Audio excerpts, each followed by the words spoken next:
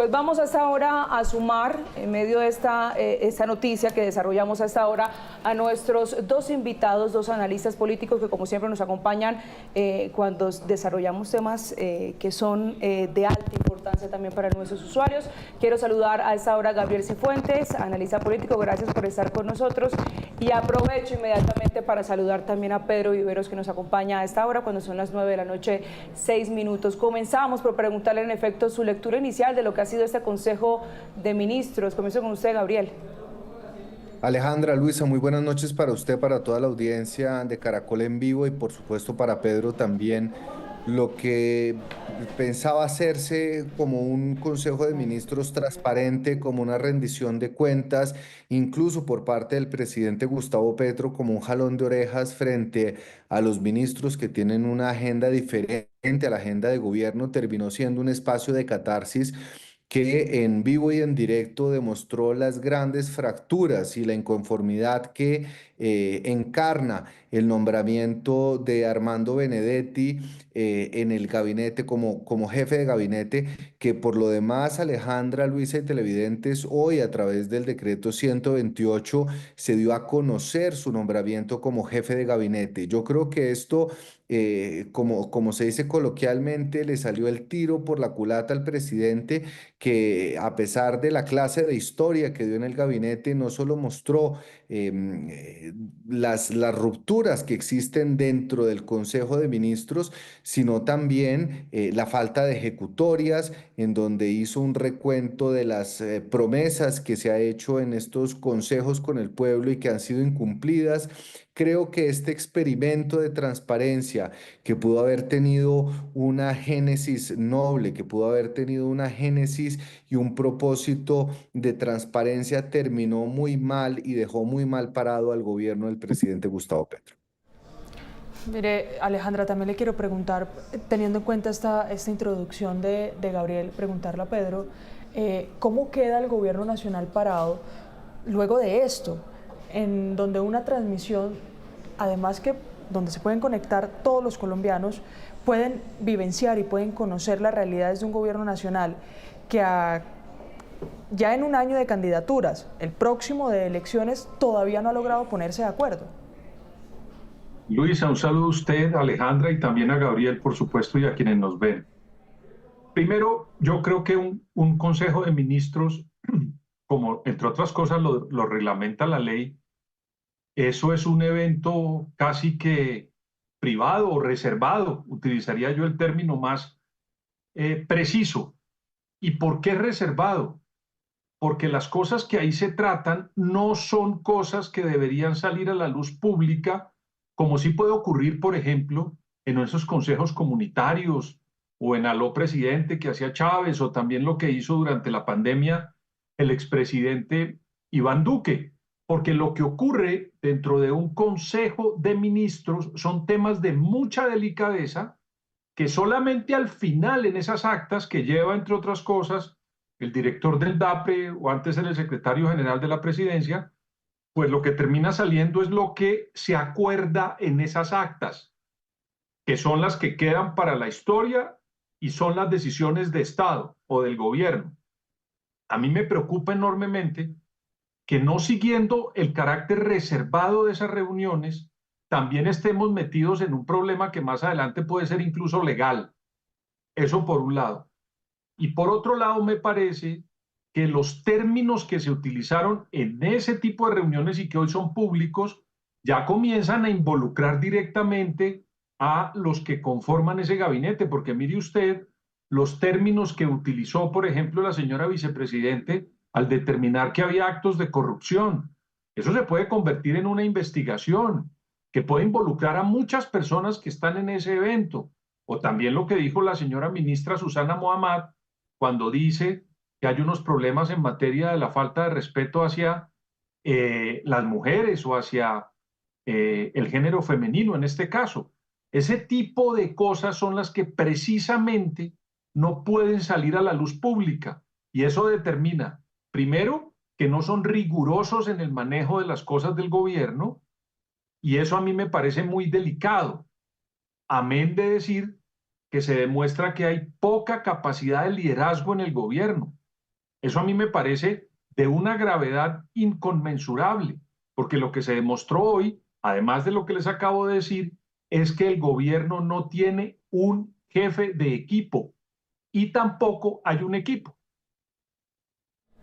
Mire, yo quiero hablar sobre la figura también de Armando Benedetti, que aparece en medio del desarrollo de este Consejo de Ministros y que generó, por supuesto, la incomodidad y el rechazo por parte de la ministra de Ambiente, Susana Muhammad, de la vicepresidenta Francia Márquez y también del mismo Gustavo Bolívar. Quiero preguntarle, Gabriel, sobre lo que representan esas palabras, los cuestionamientos que al interior del mismo gabinete hay en contra de la presencia de los nombramientos, tanto en este caso de Laura Sarabia como canciller, pero también de Armando Benedetti. Alejandra, Pedro y Luisa, a mí lo que me llamó la atención es que a pesar de que el Consejo de Ministros hubiera sido transmitido en vivo, es decir, incluso sin que los ministros antes de llegar a Palacio de Nariño supieran que iba a ser transmitido en vivo, como una locución presidencial, es decir, no solo a través de las redes de presidencia, sino como una transmisión en todos los canales, cosa que también ameritaría un debate de si esto verdaderamente constituye una locución presidencial y por ende es acorde a lo que la ley establece para las alocuciones presidenciales, es que a pesar de saber que estaban en vivo, desafiaron con lágrimas en sus ojos al presidente de la República y pusieron en duda una decisión. Esto es algo mucho más parecido a lo que había sucedido hace unos meses cuando incluso se había amenazado no llevar a cabo un Consejo de Ministros cuando se supo que Armando Benedetti llegaría como asesor del presidente y que fue un conato de rebelión al interior del Consejo de Ministros. Por más de que quieran hacer parecer esto como un ejercicio transparente, mostrar cómo se dan las discusiones sin tapujos, creo que el hecho de que tres figuras tan representativas, porque no son cualquier figura, la vicepresidenta, una escudera como Susana Muhammad e incluso Gustavo Bolívar, hubieran en vivo y en directo puesto en cuestión una decisión presidencial, a mí me dice mucho.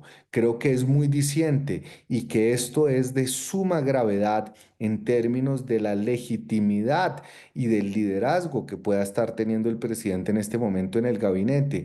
Y repito, yo creo que el ejercicio se salió de las manos, la planeación de un espacio de estos, que yo coincido con Pedro, es un ejercicio además estratégico, reservado para actos de gobierno y que además no dio cuenta de un gobierno que verdaderamente está ejecutando, sino verdaderamente de un ejercicio de catarsis que todos presenciamos en vivo y en directo. Y concluyo, Luisa y Alejandra, con algo.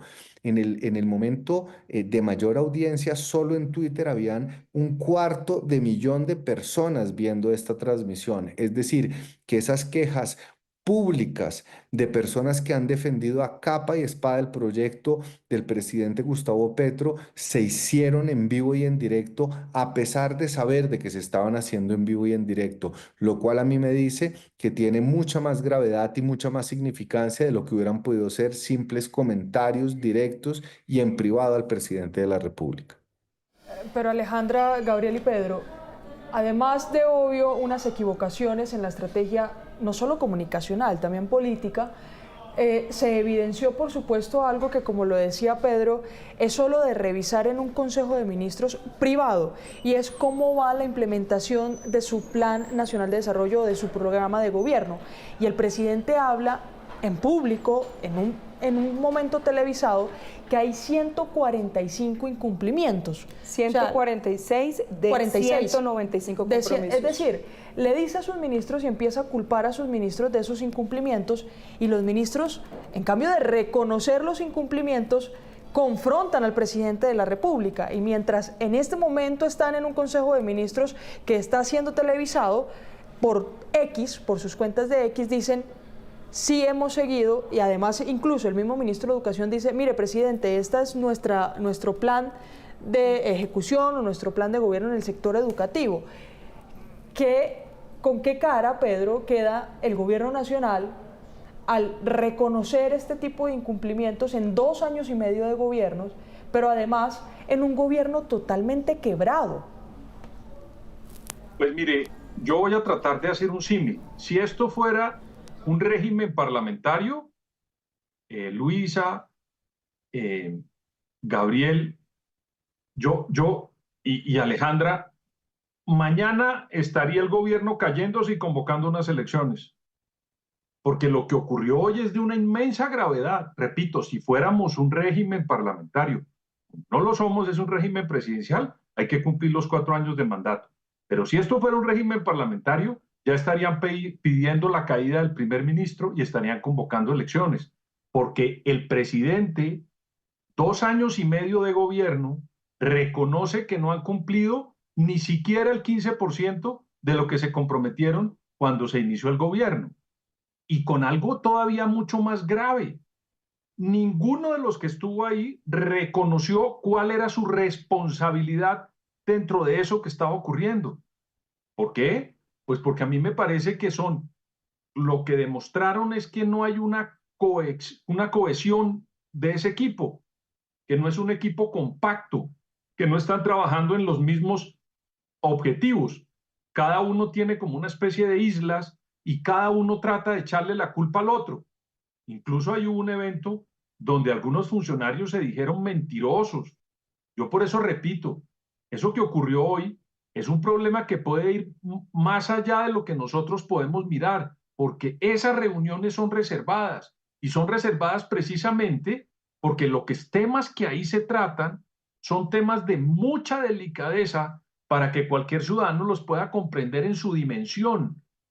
Y hoy en día se los entregaron a los colombianos en caliente, sin ningún tipo de contexto y tampoco teniendo en cuenta las responsabilidades políticas que tienen para el no cumplimiento de esas tareas que le encomendaron los colombianos cuando lo eligieron. Y el presidente no se ha dado cuenta que ya está terminando el mandato, es que ya está más allá de la mitad del gobierno y no ha cumplido ni siquiera el 15% de lo que se comprometió. Además de los términos que utilizaron, miren, créanme ustedes que en esto no quiero posar de naif, ni mucho menos, pero decirle a unos expresidentes pecuecos, decirle a un expresidente de Colombia, paisa de pacotilla, esto no tiene ningún tipo de explicación en el manejo de las cosas de un gobierno y de una democracia. Y permítanme que se los diga, es que eso no puede ocurrir. Uno no puede decirle absolutamente a nadie esos términos y mucho menos como el primer mandatario de los colombianos.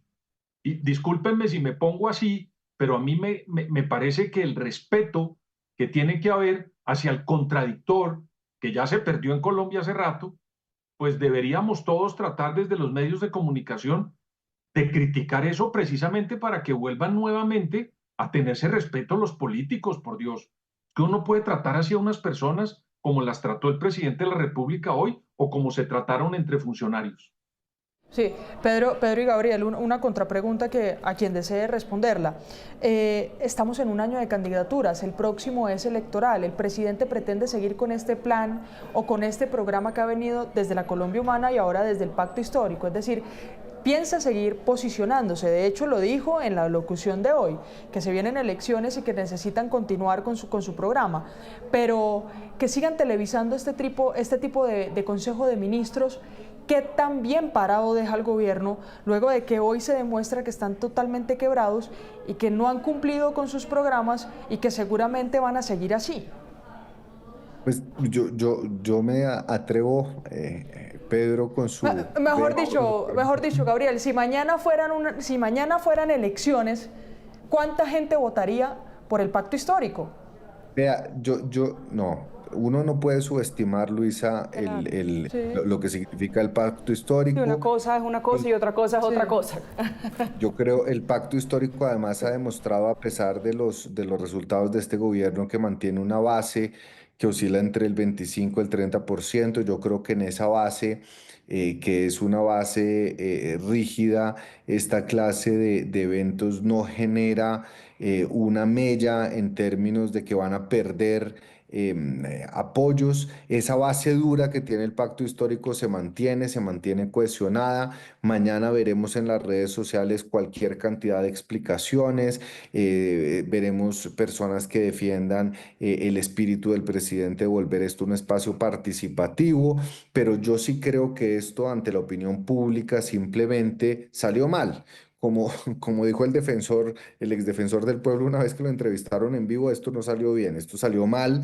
Yo creo que si ellos hubieran anticipado esta reacción de miembros duros del gabinete, no sé si hubieran tomado la decisión de transmitir en vivo y además, repito, no en vivo en las redes de presidencia, más allá de las consecuencias legales, como bien lo señalaba Petro, sino como una alocución presidencial, es decir, todos los medios radiales, televisivos, públicos y privados transmitieron prácticamente 2 horas de discusiones internas en donde se vieron una cantidad de cosas. No solo se vio, digamos, una sublevación de personas muy cercanas al presidente Gustavo Petro, sino que se vio un presidente que en un consejo de ministros prefiere dar clases de historia que estar direccionando y dando instrucciones claras, concisas y precisas frente al plan de gobierno. En ese sentido, Luisa, yo creo que el pacto histórico no es que quede magullado, sino que simplemente se siguen confirmando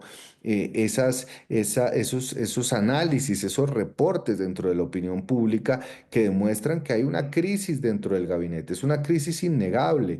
Repito, yo creo en la buena fe y creo en las buenas intenciones que se tuvo cuando se transmitió esta locución presidencial, pero creo que le salió el tiro por la culata porque confirman frente a la opinión pública, no frente a la base del pacto histórico, sino frente a la opinión pública, que hay unas divisiones internas dentro del gabinete muy fuertes, que las ejecutorias no van bien, que el presidente está dispuesto también a quemar a sus ministros, que está acusando a sus ministros de tener, no dijo a cuáles, pero de tener una agenda política, y eso me parece gravísimo, y me parece gravísimo a 18 meses de cerrar un gobierno en donde de forma televisada se estén haciendo estas acusaciones de lado y lado. Yo no vi un equipo cohesionado, yo no vi un presidente dando instrucciones, Bien. yo vi un descuadernamiento Sí. al interior del gabinete presidencial. Claro, Gabriel, mire, a propósito de lo que vimos hoy, ese Consejo de Ministros que prácticamente se convirtió en un espectáculo, ya comienzan a ver las reacciones, ya comienzan a manifestarse también algunas críticas y vamos a mostrarles un par de ellas. Quiero mostrarles el trino que más temprano publicó en su cuenta de X la senadora Angélica Lozano, quien dice: Colombia al garete, los retos del país reducidos a consignas y retahílas sin real servicio público, que televise las reuniones políticas a las que cita a congresistas para que apoyen su candidato en el 26, con ultimátum y todo, decídase, está allá o acá, lejos de la dignidad de presidir el Estado. Pero también tenemos reacciones por parte de Andrés Forero, representante a la Cámara. Escuchen ustedes. Ante la notoria falta de resultados concretos de su gobierno, el presidente Gustavo Petro ha decidido convertir en un reality show su Consejo de Ministros. Y en medio de ese dudoso espectáculo pudimos evidenciar las fisuras, la ruptura que hay al interior del gabinete por cuenta de la impresentable llegada de Armando Benedetti. Adicionalmente, pudimos ver en vivo y en directo el tipo de liderazgo tóxico que ejerce Gustavo Petro, lavándose olímpicamente las manos de la tragedia, del desastre que es su gobierno y responsabilizando exclusivamente a sus ministros. Finalmente, quedó claro además que el presidente habla mucho y hace muy poco. Por eso nos sorprende ese escandaloso indicador de que de 193 compromisos asumidos por el gobierno, hay 146 que no se han cumplido. Pues Alejandra, Pedro y Gabriel, esta reacción era de esperarse del Centro Democrático, recordemos que es uno de los partidos de oposición al gobierno nacional, pero sin duda otra persona que reaccionó es el senador Alejandro Chacón, quien en algún momento, y hay que decirlo Alejandra, acompañó la reforma pensional, un proyecto de gobierno en el Senado de la República, incluso fue él y su partido el de los ajustes del 2.3 salarios para cotización en Colpensiones, pero sin embargo, pese a ese apoyo que se le dio en el Senado de la República por parte de este senador liberal, hoy critica lo que ha sucedido en ese Consejo de Ministros. El Consejo de Ministros no puede volverse la casa de estudio los problemas de la nación y que tiene el gobierno internamente deben discutirlos entre ellos en privado. Es importante planear. El país no puede estar día a día cambiando la discusión como si fuera la cocina. Por favor, ponderación. Yo quisiera insistir en la pregunta que hacíamos hace unos minutos. ¿Qué tanto le conviene al gobierno nacional seguir televisando este tipo de consejos? Y además, preguntar de cara también a ese incumplimiento y ese llamado de atención que hace el presidente Gustavo Petro. ¿Qué nos queda para lo que le queda de gobierno al presidente? Y voy con usted, Pedro. Mire, Alejandra, el gobierno del presidente Petro y el presidente Petro no se ha caracterizado por ser un mandatario que haga la tarea. Aquí en este programa, las veces que ustedes me han invitado, yo les he dicho, si un mandatario no está encima de los temas de manera permanente, más de 15 horas, de 16 horas, encima de los ministros, siguiendo lo que hacen en la gestión de su gobierno los funcionarios para ver cómo se tramitan las ideas del gobierno que ganaron las elecciones, es muy difícil que un gobierno en un país como Colombia salga adelante. El presidente Petro, miren, esto no lo digo yo, lo dice la realidad. El presidente Petro no se ha caracterizado por ser un presidente disciplinado. Ha sido un presidente ausente, llega tarde, no convoca a las personas cuando toca, deja a la mayoría de las personas que invita a reuniones por fuera de los horarios, las tareas se retrasan. Hoy incluso comete un error de decirle a un ministro por qué llega tarde en un gabinete cuando el presidente está acostumbrado él a hacer esos desplantes en este país. Él no hace la tarea y eso se ve hoy en esa reunión cuando él dice, ¿por qué no se han cumplido los 196? Pues no se han cumplido porque el presidente no hace la tarea. A mí me da mucha pena tener que decirlo, pero aquí hubo mandatarios que de verdad hicieron la tarea, mal o bien, salieron con con buenos ratings en la opinión pública o con malos ratings, pero uno los veía sudando la camiseta. En este caso, el presidente de la República es una persona que no ha sido disciplinado en el ejercicio de la función presidencial. Hoy convocó un consejo de ministros y como abrebocas duró 1 hora y 15 minutos para comenzar a dar la palabra. Miren, ustedes saben lo que significa ser una junta directiva o una reunión de un comité. Si eso no tiene una forma, un método, aquí yo no vimos una agenda. Eso a mí me parece increíble, esto lo digo de la manera más abierta. ¿Cómo es posible que un consejo de ministros no tenga una agenda? Que no se sepa cuál es el punto 1, el punto 2, el punto 3 para tener un orden. Así no se tramitan las cosas en un gobierno o en el ejercicio de la función pública donde quiera tener unos resultados. Y ahí ustedes se han dado cuenta. Y para terminar, yo no sé si el presidente vaya a volver a hacer, después de lo que pasó hoy, este ejercicio. Lo que sí les puedo garantizar es que el presidente no tiene la disciplina para repetirlos.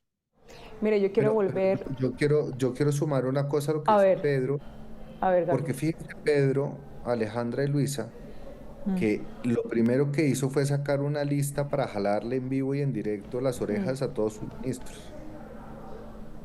Eso no tiene antecedentes.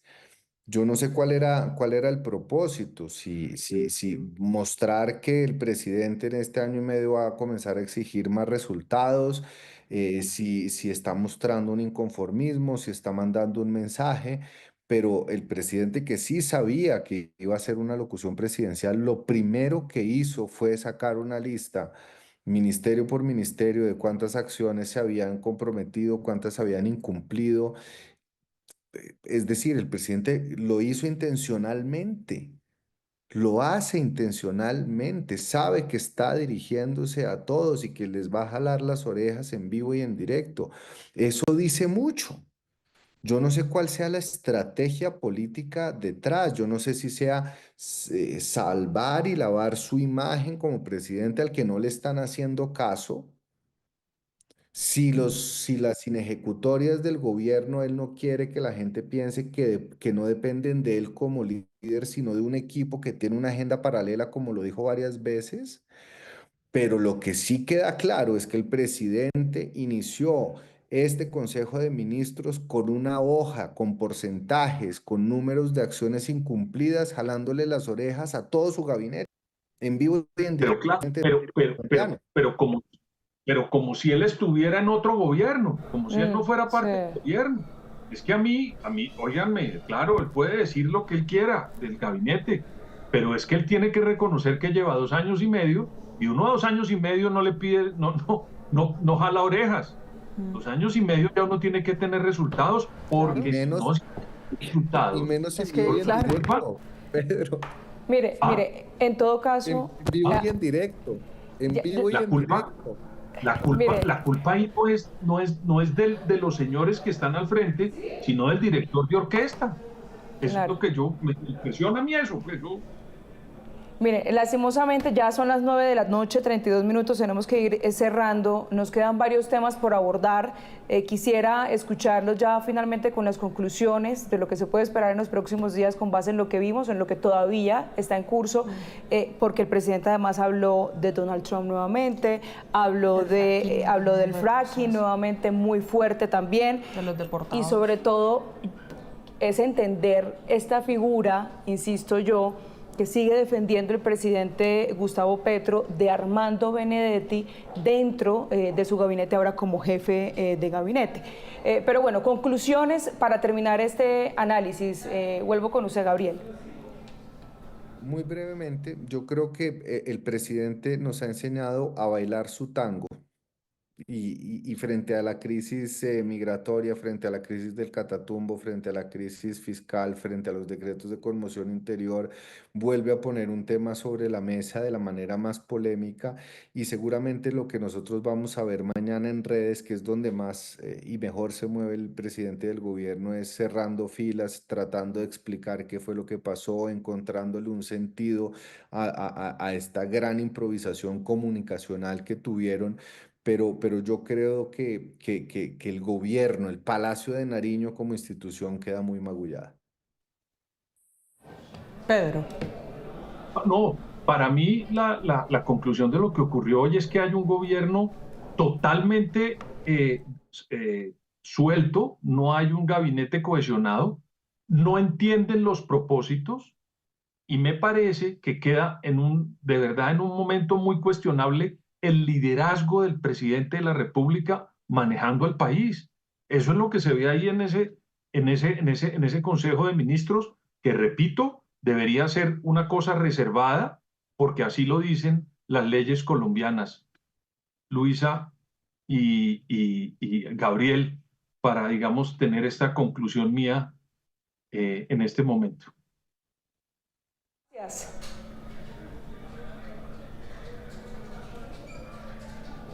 Gabriel, gracias también. Buenas noches para los dos. Y bueno, Luisa, pues en efecto quedan varios puntos que seguramente seguirán siendo noticia en los próximos días sobre lo sucedido esta noche en ese Consejo de Ministros. Y un sinsabor, Alejandra, de cuándo se pondrán de acuerdo el gabinete ministerial, pero además cuándo se pondrá de acuerdo el presidente de la República con esas personas a las que ha elegido para que lo acompañen en este programa de gobierno. Gracias, Luisa. A usted.